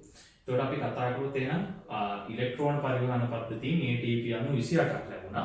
ඊට පස්සේ අපි කතා කරොත් ස්වායු ශ්වසනයේ අනිත් ATP නිෂ්පාදනය වෙන තැන්වල ග්ලයිකොලිසියෙන් දෙකක් ලැබුණා සුද්ධ ලාභයේ විදිහට. ඊට අමතරව ක්‍රෙබ්ස් චක්‍රයේ උපස්තරයේ ෆොස්ෆොරයිඩීකරණයෙන් දෙකක් ලැබුණා. ඒ අනුව අපි බලාපොරොත්තු වෙනවා සම්පූර්ණ ස්වායු ශ්වසනයකදී එක ග්ලූකෝස් අණුවකට අදාළව ATP අණු 32ක් අපිට ලැබෙයි. මේ සෛද්ධාන්තික ගණනය කිරීම මේ ආකාරයට වුණාට බොහෝ සෛලවලදී අපිට මේ බලාපොරොත්තු වෙන සංඛ්‍යාවක් ATP ලැබෙන්නේ. ඇත්තටම මේ කවුන්ට් එක මේ සංඛ්‍යාව අපිට ලැබෙනවා හර්පේෂි සෛලවල සහ අක්මා සෛල. හැබැයි මේ දෙක ඇරුණම අනෙක් සෛලවල ඇත්තටම අපිට ලැබෙන්නේ මේ සෛද්ධාන්තික බලාපොරොත්තු වෙන ATP සංඛ්‍යාවෙන් දෙකක් අඩු වෙලා තමයි. ඒ කියන්නේ ATP අණු 30ක් තමයි. අනෙක් බොහෝ සත්ත්ව සෛලවලදී අපිට ATP ලෙස ස්වායු ශ්වසනයේදී එක ග්ලූකෝස් අණුවකට සාපේක්ෂව සම්පූර්ණ ස්වායු ශ්වසනයක් අවසානයේදී ලැබෙන්නේ. ඒකට හේතුවත් අපි දැනගන්න ඕනේ. ඒකට හේතුව තමයි අර ග්ලයිකොලිසියේදී ඇති වෙච්ච NADH අණු දෙක. අපේ ඉතුරු ක්‍රියාවලිය සඳහා මයිටොකොන්ඩ්‍රියම තුළට ඇතුළු කිරීමට සක්‍රීය පරිවහනයෙන් ඇතුළු කරන්නේ අන්‍ය ඇතුළු කිරීම සඳහා ATP අණු දෙකක ශක්තිය වැය වීම. එතකොට හර්පේෂි සහ අක්මා සෛලවල හැරුණම අනෙක් බොහෝ සෛලවල ATP ශුද්ධලාභය නැත්නම් ATP සංඛ්‍යාව වෙන්නේ ATP 30ක් අන්න අර හේතුව නිසා. එතකොට මෙතනින් අපිට සම්පූර්ණයෙන්ම අපි ස්වායු ශ්වසනය කතා කරලා අවසන් කරනවා. එතකොට මෙන්න මේ පොයින්ට්ස් ටික ඔබ යතේදී වුණා නම් ස්වායු ශ්වසනය සම්පූර්ණ. එතකොට බොහොම පැහැදිලිව අපිට ඉතාමත් පොඩි ගැලීම් සටහන් තුනක් විතරක් ඔළුවට ගත්තා නම් ඔබට මේ සම්පූර්ණ විස්තර කරන්න පුළුවන්. ඊට පස්සේ ඔබ ක්‍රියාවලිය විදිහට පොඩ්ඩක් විස්තර කළොත් ඇත්තටම මෙතන සමස්ත ක්‍රියාවලිය හතරක් වගේ තමයි. මොනවද ඒ ක්‍රියාවලිය? කාබන් ඩයොක්සයිඩ් පිටවීම ටිකක් වුණේ. ඒ කියන්නේ කාබොක්සිල් හරණ. ඊට අමතරව NAD+ සහ FAD+ කියන සහායන සයම ඔක්සි හරණයට ලක් වෙලා NADH සහ FADH ලබා දෙනවා. ඊට අමතරව අර ග්ලයිකොලිසියේදී සහ ක්‍රෙබ්ස් චක්‍රයේදී අර විශාල අණු කුඩා අණු බවට කැඩීමේදී යොදා ගන්න රසායනික ශක්තිය යොදාගෙන උපස්තරීය ෆොස්ෆොරයිඩීකරණ වලින් ATP සංශ්ලේෂණය. ඉලෙක්ට්‍රෝන පරිවහන පද්ධතියේදී අර දෙකේදී වුණ දේ අනිත් පැත්තේ. ඒ කියන්නේ ඔක්සිහරණයට ලක් වෙච්ච NADH සහ FADH කියන සහායන සයම නැවත ඔක්සිකරණයට ලක් වෙමින් FAD+ සහ NAD+ ලබා දුන්නා. එතකොට පිට වෙන ශක්තියෙන් ඔක්සිකාරක ෆොස්ෆොරයිඩීකරණයක් සිදු වෙමින් ATP නිපදවනවා. මෙන්න මේ කතන්දරේ තමයි ඔබට ලියන්න තියෙන්නේ. එහෙනම් අපි මේ ප්‍රශ්නේ කතා කරලා අවසන්. ඊළඟට අපි කතා කරන්න යන්නේ පාඩම සම්පූර්ණ වීම සඳහා මේ අනිත් කොටස වෙන නිර්වායු ශ්වසනය පිළිබඳව. ඒතර අපි නිර්වායු ශ්වසනය ගැන කතා කරොත් නිර්වායු ශ්වසනය අපි සාමාන්‍ය ව්‍යවහාරයේදී පැසීම කියලා හඳුන්වනවා. ඒතර මේ නිර්වායු ශ්වසනය නැත්නම් පැසීම කියලා කියන්නේ තොර ඔක්සිජන් නැති විට නැත්නම් ඔක්සිජන්ගෙන් ස්වාධීනව නැත්නම් ඔක්සිජන්ගේ අවශ්‍යතාවයකින් තොරව ග්ලූකෝස් වැනි ශ්වසන උපස්තරවල තියෙන රසායනික ශක්තියව පිළිදෙවීමෙන් ATP සංශ්ලේෂණය සිදු කරන ක්‍රියාව.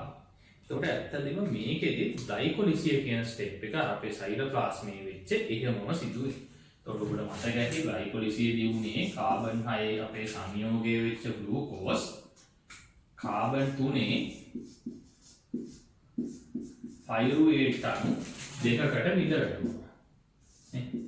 පයිරුවේට් අණු දෙකකට විදරනවා. මේ මතක තියාගත්ත එකනේ. ඊට අමතරව මේ ක්‍රියාවලියේදී NADH අණු දෙකක් සංශ්ලේෂණය වුණා. ඔක්සිහරණයට ලක්වීමෙන් NAD+ ඊට අමතරව ATP අණු 4ක් ලැබුණත් මේක ආරම්භයේදී සක්‍රිය කිරීමට ATP අණු දෙකක් වැය වෙච්ච නිසා සුද්ධ ලාභය වුණේ ATP අණු දෙක. ඔබට මේ පියවර මතක ඉන්න මම සරලව ප්‍රතික්‍රියක හා අන්තඵල පමණක් දක්වනවා. එතකොට ග්ලයිකොලිසියේ මේ ක්‍රියාවලිය මෙහෙමම වෙනවා. එතකොට ඇත්තටම මේකේ තවදුරටත් පයිරුවේට් කැඩෙමින් ඉස්සරහට යෑමෙන් ATP සංශ්ලේෂණය වීමක් සිද්ධ වෙන්නේ නැහැ. නිර්වායු සසනේ. එතකොට මෙන්න මේ නිපදවපු ATP අණු දෙක පමණයි මෙහිදී ශක්තිය නිපදවීම සඳහා යොදා. එතකොට මේක නොකඩවා සිදුවෙමින් ATP නිපදවීම සිද්ධ වෙනවා නිර්වායු ජීවීන්ගේ තුල නැත්නම් නිර්වායු සසනේ.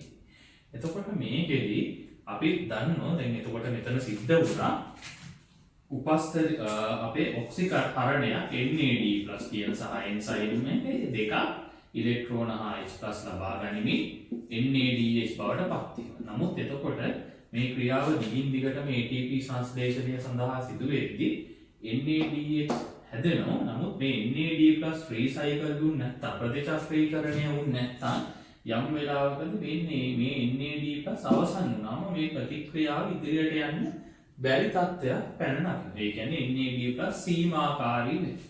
එම නිසා මේ අපේ නිර්වායු ශ්වසනය මේ ස්ටෙප් එකෙන් නවතින්නේ මෙන්න මේ NAD+ සීමාකාරී නොවි. නැවත මේක නිපදවා ගැනීම සඳහා නැත්නම් NAD+ පුනර්ජනනය නැත්නම් ප්‍රතිචක්‍රීකරණය සඳහා මෙසේ හැදෙන පයිරුවේට් මේ අරමුණ ඇතුළත ATP සංශ්ලේෂණයේ ශක්තිය නිපදවා ගැනීමේ අරමුණකට නෙවෙයි මේ ක්‍රියාවලිය අඛණ්ඩව පවත්වා ගැනීමට NAD+ පුනර්ජනනය කිරීම අරමුණු කරගැනීමෙන් තවත් පියවර කීපයකට ගමන් කරන්න පුළුවන්. එතකොට මෙන්න මෙසේ ගමන් කරන පයිරුවේට් වලින් හැදෙන මේ අරමුණ පෙරදරිව යන පයිරුවේට් පත් වෙන අන්තඵලය අනුව මේ පැසීමේ ආකාර විවිධාකාර වෙනවා. එතකොට සාමාන්‍යයෙන් සුලභව අපිට ලැබෙන අන්තඵල දෙකක් තියෙනවා. ඒ තමයි C2H5OH නැත්නම් අපේ එතිල් ඇල්කොහොල්. නැත්නම් ඉතනොල්. එතකොට මේක එතිල් ඇල්කොහොල් නැත්නම් මධ්‍යසාරනේ මේ පැසීම එතිල් ඇල්කොහොල් පැසීම නැත්නම් එතනෝල් පැසීම නැත්නම් මධ්‍යසාර පැසීම කියලා අපි පොදු ව්‍යවහාරයෙන් හඳුන්වනවා. ඊට පස්සේ අනෙක් සුලභ පැසීම තමයි ලැක්ටික් අම්ලය මේ ක්‍රියාවලියේදී ඵලය ලෙස ලැබෙනවා.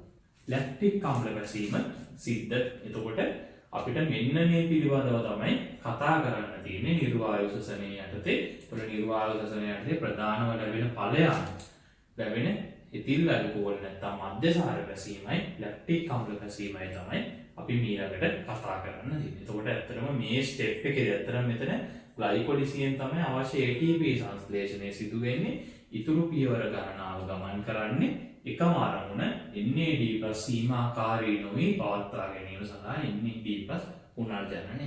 ඒ අනුව ලැබෙන ඵලය අනුව තමයි අපි පැසීමට මේ ආකාරයට විවිධාකාර නම් දීලා තියෙන්නේ. එතකොට සුලභව ලැබෙන ඵල දෙක අනුව අපි කතා කරන ලැක්ටික් අම්ල පැසීම සහ එතිල් ඇල්කොහොල් එතිල් මධ්‍යසාර පැසීම තමයි අපි කතා කරන්නේ. එතිල් මධ්‍යසාර පැසීම නැත්නම් එතිල් ඇල්කොහොල් පැසීම. එතකොට මේ එතිල් ඇල්කොහොල් පැසීම කියන්නේ නිර්වායු ශ්වසනයේ එක ආකාරයක්.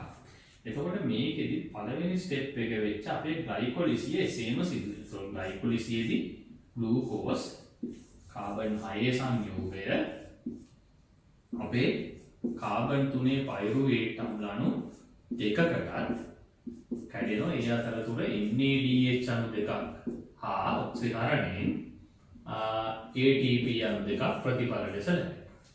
ඊට පස්සේ මේ කතන්දරේ අපි මේක වෙනස් වෙන්නේ. එතකොට මේ පයිරුවේට් ඊළඟට සිද්ධ වෙන ක්‍රියාවලිය තමයි මේකේ කාබොක්සිල් හරණයක් සිදු වෙන්නේ. මේ කියන්නේ කාබන් ඩයොක්සයිඩ් නිදහස් කරන්නේ. පයිරුවේට් කායතොට කාබන් 3 සංයෝගය එකක් අයින් වුණාම කාබන් 2 සංයෝගයක් වෙන ඇසිටැල්ඩිහයිඩ් ලබා දෙනවා. ඒකට ඒක තමයි මේකේ ඊළඟ පියවර වෙන්නේ එතිල් ඇල්කොහොල් පැසීම. ඊට පස්සේ පියවරේදී මෙන්න අපේ අරමුණ සඳහා ගමන් කරනවා. ඒ කියන්නේ ඇසිටැල්ඩිහයිඩ් වලින් ඊළඟට අපිට ලැබෙනවා එතිල් ඇල්කොහොල් නැත්නම් එතනෝල් C2H5OH ලැබෙනවා. එතකොට මේකෙදි මෙන්න මේ ඇසිටල්ඩිහයිඩ් ඔක්සිහරණයට ලක් වෙලා තමයි අපේ එතිල් ඇල්කොහොල් වෙන්නේ. එතකොට මේ ඔක්සිහරණයේදී අනිත් පැත්තෙන් කෙනෙක් ඔක්සිකරණය ලක් වෙන්න ඕන. ඒ ඔක්සිකරණයට ලක් වෙන්නේ අපේ කලින් ඔක්සිහරණයට ලක් වෙලා තිබුණු සහායන් සයමය වෙච්ච NAD එයා ඔක්සිකරණයට ලක් වෙමින් NAD+ ලැබෙනවා. එතකොට එයා ඔක්සිකරණය වෙමින් NAD+ ලැබෙනවා. එතකොට NAD+ නැවත වෙතෙන්ට ඇවිල්ලා මේ ග්ලයිකොලිසිය පවත්වාගෙන යාමට නැත්නම් පුනර්ජනනය වීම සිද්ධ වෙනවා.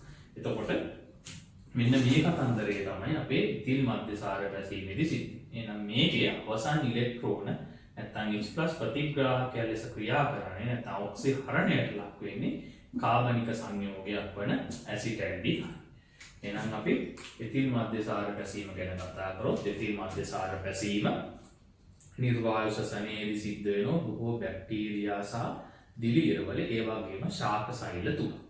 එතකොට මේක ප්‍රධානම අපිට කාර්මිකව භාවිතා වෙන සුලභ ජනප්‍රියම ශුද්ධ ජීවියා වෙන්නේ ඊස් නැත්නම් සැකරොමයිසිස් සෙරවිසියේ මධ්‍යසාර නිෂ්පාදනයේදී මේක භාවිතා වෙනවා. අපිට ශුද්ධ ජීව විද්‍යාව යටතේ කර්මාන්තය යටතේ අපි මේක වෙනමම කතා කරනවා.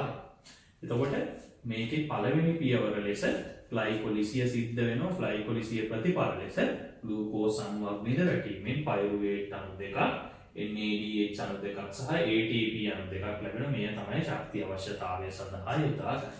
ඉන්පසු මේ පයරුවේට් අණුවකින් කාබොක්සිල් හරණයක් සිද්ධ වෙමින් කාබන් ඩයොක්සයිඩ් අණුවක් ඉවත් වෙමින් ඇසිටල්ඩිහයිඩ් අණුවක් ලබා දෙනවා කාබන් දෙකේ.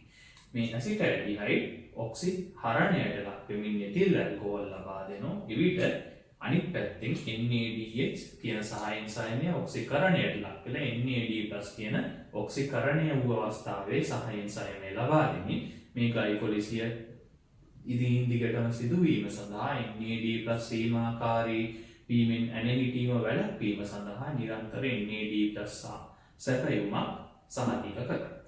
එතකොට මෙහිදී අවසන් ඉලෙක්ට්‍රෝන ප්‍රතිග්‍රාහකය ලෙස කාබනික සංයෝගයක් වන කාබන් දෙකකින් අඩංගු ඇසිටල්ඩිහයිඩ් ක්‍රියා කරනවා. එතකොට මෙන්න මේක තමයි ඔබ දැනගන්න ඕන මේ විස්තරේ ලිව්වනම් මධ්‍යසාර පැසීම සඳහා ප්‍රමාණ. ඊළඟට අපිට කතා කරන්න තියෙන්නේ ලැක්ටික් අම්ල. පැසලා අපි ලැක්ටික් අම්ල පැසීම කතා කරනොත් එතකොට ලැක්ටික් අම්ල පැසීමේදී පළවෙනි පියවර ඒ ආකාරයෙන්ම ග්ලයිකොලිසිය සිදු වෙනවා. ඒ කියන්නේ අපේ කාබන් 6 ග්ලූකෝස් පින වැටිලා කාබන් 3 පයරුවේට් අණු දෙකකුත් ඊට අමතරව ATP අණු දෙකක් අපේ ශක්තිය අවශ්‍යතාවය සැපයීම සඳහා අමතරව අපිට වැදගත් වෙන NADH අණු දෙකක් ලබා දෙනවා. මේකෙදි අරක වගේ පියවර දෙකකට යන්නේ මුලින් කාබොක්සිල් හරණයක් සිදු වෙන්නේ පයරුවේට්ම කෙලින්ම එන්නේ ඉලෙක්ට්‍රෝන ප්‍රතිග්‍රාහකය ලෙස අවසන් ඉලෙක්ට්‍රෝන ප්‍රතිග්‍රාහකය ලෙස ක්‍රියා කරමින් ඔක්සිහරණයට ලක් වෙනවා. එතකොට අනිත් පැත්තෙන් NADH කියන ඔක්සිහරණය වූ තිබූ සහායන් සයනය NAD+ බවට ඔක්සිකරණය. එතකොට මෙතෙන්දී පයරුවේට් කියන කාබන් 3 කාබනික සංයෝගය තමයි ඔක්සිහරණයට ලක් වෙන්නේ. එතකොට පයරුවේට් කෙලින්ම ඔක්සිහරණයට ලක් වෙලා ප්‍රතිඵලය ලෙස ලැක්ටික් අම්ලය ලබා දෙනවා. මේකෙදි කාබොක්සිල් හරණය කියන පියවර අතින් දියුණු පියවර සිද්ධ වෙන්නේ. එතකොට මෙතෙන්දී NADH ඔක්සිකරණයට ලක් වීමෙන් NAD+ සීමාකාරී නොවි අඛණ්ඩව ග්ලයිකොලිසිය සිදුවීම සඳහා සප්ලයි එක ලබා දෙනවා. එතකොට අරිට වඩා සාපේක්ෂව පියවර අඩුයි පහසුයි මතක තියාගන්න. එතකොට අපි ලැක්ටික් අම්ල පැසීම සිදුවන ජීවීන් ගැන කතා කරලා ලැක්ටික් අම්ල පැසීම සමහර බැක්ටීරියාවන්ගේ සහ සත්ත්ව සෛල තුල සිදු වෙනවා. එතකොට ශාකවල ප්‍රධාන නිර්වායු ශ්වසන ආකාරය වෙන්නේ එතිල් ඇල්කොහොල් පැසීම. සත්ත්වයන්ගේ ප්‍රධාන නිර්වායු ශ්වසන ආකාරය වෙන්නේ කරන අවස්ථාවකදී නම් ලැක්ටික් අම්ල පැසීම. එතකොට ලැක්ටික් අම්ල පැසීම අපේ කර්මාන්ත සම්බන්ධ ශුද්ධ ජීව විද්‍යාවේදී උදා ගන්න ප්‍රධානම අපේ මුදව කිරි යෝගට් ආදී කර්මාන්තවලදී. එතකොට අපි යොදා ගන්න ලැක්ටික් අම්ල බැක්ටීරියා. ඒකට අපි කියනවා ලැක්ටෝබැසිලස් ලැක්ටි ලැක්ටෝබැසිලස් බල්ගරිකස් වගේ ශුද්‍ර ජීවීන් මේ ලැක්ටික් අම්ල පැසීම සිදු කරන ශුද්‍ර ජීවීන් සඳහා උදාහරණ. හොඳයි. එහෙමනම් අපි දැන් නිර්වායුෂසනයේ ප්‍රධාන පැසීම් ආකාර දෙකක් කතා කරලා මෙතනින් අවසන් කරා. දැන් ඊළඟට මම කතා කරන්න යන්නේ ස්වායුෂසනය සහ නිර්වායුෂසනය අතර තියෙන සමානකම් මොනවද? ඒවා අතර තියෙන ප්‍රධාන වෙනස්කම් මොනවද? ඊළඟ දේ තමයි මේ කතා කරපු නිර්වායුෂසනයේ පැසීම් ආකාර දෙක අතර තියෙන සමානකම් මොනවද වෙනස්කම් මොනවද කියලා. මොකද මේක තැන්විත රචනා ප්‍රශ්නයේ කොටසකට එහෙම නැත්නම් සුලභව ව්‍යුහගත රචනාවේ අපිට ඇසෙන්න පුළුවන් නිසා. ඊළඟට අපි සාකච්ඡා කරන්න යන්නේ ස්වායුෂසනය සහ නිර්වායුෂසනයේ වෙනස්කම් සහ සමානකම් කීපයක් සංසන්දනය කරන ආකාරය. ඒතකොට වෙනස්කම් තමයි අපිට ගොඩක් සුලභව ලැබෙන ප්‍රශ්නේ. ඒක සමානකම් අපිට මොකද ස්වායුෂසනයේ නිර්වායුෂසනයේ අතර අපිට කියන්න දෙන්නේ මේ ක්‍රියාවලි දෙකේදීම අපි අර සමීකරණ දෙක මතක තියාගත්තා නම් අපිට ප්‍රමාණවත් නේ. ඒතකොට මේ ක්‍රියාවලි දෙකම අපවෘත්තීය ක්‍රියාවලි විශිෂ්ට එන්සයිම් මගින් උත්ප්‍රේරණය කරනු ලබනවා. ඒතකොට මේ ක්‍රියාවලි දෙකේදීම ශ්වසන උපස්තරය ලෙස ග්ලූකෝස් භාවිතා. ඒ වගේම මේ ක්‍රියාවලි දෙකේදීම ATP සංශ්ලේෂණය වීම සිදු වෙනවා. ඒ වගේම අපි කතා කරපු ග්ලයිකොලිසිය කියන පියවර මේ ක්‍රියාවලි දෙකේදීම සිදු වෙනවා. මෙන්න මේ කරුණු ටික අපිට මේ දෙකේම සමානකම් වලට කියන්න පුළුවන්. ඒ තමයි විශිෂ්ට වූ එන්සයිම් මගින් උත්ප්‍රේරණය වෙන පරිවෘත්තීය යක්ෂය ගැන පරිවෘත්තීය ක්‍රියාවලි ශ්‍රේණිය. ඊට පස්සේ ක්‍රියාවලි දෙකේදීම ATP සංශ්ලේෂණය වීමක් සිදු වෙනවා. උපස්තරය ලෙස ක්‍රියාවලි දෙකේදීම ග්ලූකෝස් භාවිතා වෙනවා. ඒ වගේම ග්ලයිකොලිසිය මේ දෙකටම අදාළව පවතිනවා. ඊට පස්සේ අපි කතා කරමු වෙනස්කම්. ඒකට වෙනස්කම් අපිට පළවෙනියටම ප්‍රධානම වෙනස තමයි ඔක්සිජන් වල අවශ්‍යතාවය ඇතිව විට හා නැති විට සිදු වෙනවා. ඒතකොට ස්වායුෂසනයේ ඔක්සිජන් නැති විට පමණක් සිදු වෙනවා. නිර්වායුෂසනයේ ඔක්සිජන් නැති විට හෝ ඔක්සිජන් වල අවශ්‍යතාවයකින් තොරව සිදු වෙනවා. ඊට පස්සේ අපිට කියන්න පුළුවන් මේ අපේ ශරීරයේ සිදුවන ස්ථාන ගත්තොත් ස්වායුෂසනයේ අපේ මේ ග්ලයිකොලිසිය කියන පියවර සයිටෝප්ලාස්මය තුල අනිත් පියවරවල් දෙක මයිටොකොන්ඩ්‍රියාව තුල චක්‍රේන මයිටොකොන්ඩ්‍රිය පූරකය ඉලෙක්ට්‍රෝන පරිවහන දාමය මයිටොකොන්ඩ්‍රිය මැතුල් පටලයේ සිදු වෙනවා. නමුත් නිර්වායුෂසනයේ සිදු වෙන්නේ සයිටෝප්ලාස්මය තුල පමණයි මයිටොකොන්ඩ්‍රියා තුලට සිදුවීමක් සිද්ධ වෙන්නේ නැහැ. ඊළඟට අපි කතා කරමු මේකේ අවසන් ඵල.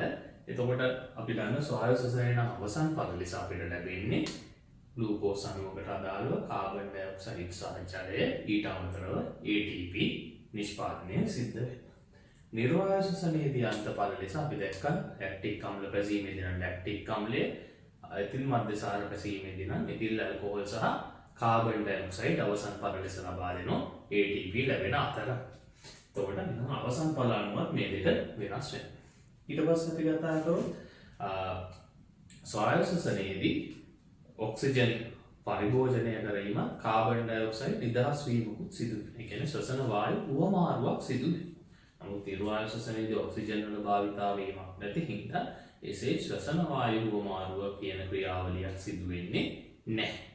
ඊට පස්සේ අපි ගත්තොත් මේකේ ශක්ති පරිවර්තන කාර්යක්ෂමතාවය නැත්නම් ATP නිපදවන ප්‍රමාණය සැලකුවොත් අපි දැක්කා ස්වායුෂසනයේදී සම්පූර්ණයෙන් ගියොත් නම් එක ග්ලූකෝස් අණුවකට අදාළව පියවර 3ම අවසානයේදී ATP අණු 32ක් ලැබෙනවා. ඒ කියන්නේ ඉතා ඉහළ ශක්ති පරිවර්තන කාර්යක්ෂමතාවයක් තියෙනවා.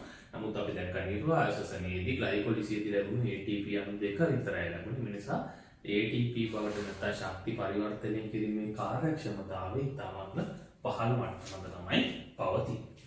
ඒ වගේම අපි දැක්කා ස්වායුෂසනයේ සාපේක්ෂව වැඩි පියවර ගණනකින් යුක්ත වුණා. ඒ නිසා ස්වායුෂසනය සඳහා සාපේක්ෂව වැඩි කාලයකුත් ගත වෙනවා. මුත් නිර්වායුෂසනය සඳහා සාපේක්ෂව ඉතා කෙටි කාලයක් ගත වීම තමයි සිද්ධ වෙන්නේ. ඊළඟට අපි කතා කරමු ස්වායුෂසනයේදී.